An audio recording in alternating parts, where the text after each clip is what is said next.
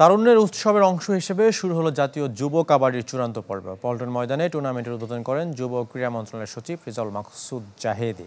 গত 20 জানুয়ারি শুরু হয় যুব কাবাডির প্রাথমিক পর্ব। 8 জনে 61 জেলার বাছাই শেষে অনুষ্ঠিত হয়। প্রত্যেক জনের চ্যাম্পিয়ন ও রানার্স আপ দল খেলছে চূড়ান্ত পর্বে। 7406 জন খেলোয়াড় অংশ নেন প্রথম পর্বে। সেখান থেকে 448 জনের সাথে বিকেএসপির 14 জন মিলে 462 জন খেলোয়াড় জাতীয় পর্বে খেলছে। বালক ও বালিকা উভয় বিভাগের দলগুলোকে 4টি গ্রুপে ভাগ করা হয়েছে। 18 ফেব্রুয়ারি টুর্নামেন্টের সেমিফাইনাল ও ফাইনাল ম্যাচ অনুষ্ঠিত হবে। আমাদের কাজ হচ্ছে জাতীয় দলে ভালো প্লেয়ার তৈরি করে মেডেলটা নিয়ে আসা। This is our target. এটা করতে গেলে যে প্রথমেই একেবারে যুব থেকে শুরু করে আস্তে আস্তে প্লেয়ারদেরকে তৈরি করা, এটাই আমাদের সবসময় মূল লক্ষ্য। এটা এইখান থেকে কিন্তু অলরেডি শুনেছেন, যেখান থেকে আমরা প্লেয়ার বাছাই হবে, প্লেয়ার তৈরি হবে এবং এখান থেকেই জাতীয় দলে হবে। এই প্লেয়ারগুলো একদিন আবার মেডেল নিয়ে আসবে।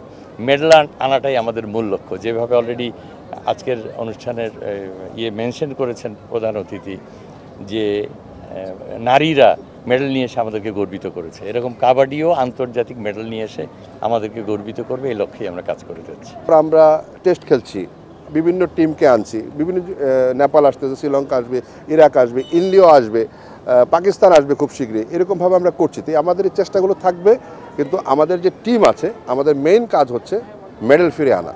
এবং মেডেল ফিরে আনতে হলে আপনাকে এই হান্টিং প্রসেস যেতে হবে, একটু লঙ্গার ভার্সন প্ল্যান দরকার। আমরা প্রত্যেকটি ফেডারেশনের সুযোগ করে দেওয়ার জন্যই কিন্তু আমাদের জাতীয় ক্রীড়া পরিষদ, যুব ক্রীড়া মন্ত্রণালয়, আমাদের মাননীয় উপদেষ্টা মহোদয় এই ক্ষেত্রে অত্যন্ত আন্তরিক। যে কোনো ফেডারেশনের যে কোনো সমস্যা হওয়ার সঙ্গে সঙ্গেই সেটা আমরা চ্যালেঞ্জগুলোকে মোকাবেলা এবং সেগুলো সমাধান করার জন্য চেষ্টা করে থাকি। আপনারা লক্ষ্য করে থাকবেন যে মাননীয় উপদেষ্টা একটা ঘোষণা দিয়েছিলেন যে বাংলাদেশে স্পোর্টস ইনস্টিটিউট করার জন্য। সেটার কার্যক্রম আমরা শুরু করেছি, একটা প্রকল্প অলরেডি আমরা গ্রহণ করেছি। আমরা আশা করছি যে স্পোর্টস ইনস্টিটিউট যখন হবে তখন প্রত্যেকটি ফেডারেশন সেখানে অংশগ্রহণ জায়গা পাবে এবং তাদের এই কার্যক্রমগুলো এক্সপিরিয়েন্স করার সুযোগ পাবে। আর ঢাকাতেও আমরা চেষ্টা করব যে একটা সুনির্দিষ্ট জায়গা যদি তাদেরকে দেওয়া যায়, এটার জন্য আমরা জাতীয় ক্রীড়া পরিষদ সহ আমাদের যুব ক্রীড়া মন্ত্রণালয়ের সংশ্লিষ্ট যারা রয়েছেন তাদের সঙ্গে আলোচনা করে আমরা সুনির্দিষ্ট একটা জায়গা আমরা ঠিক করে দিব, যাতে করে তাদের খেলাধুলার কার্যক্রমটি সঠিকভাবে পরিচালনা করতে পারে।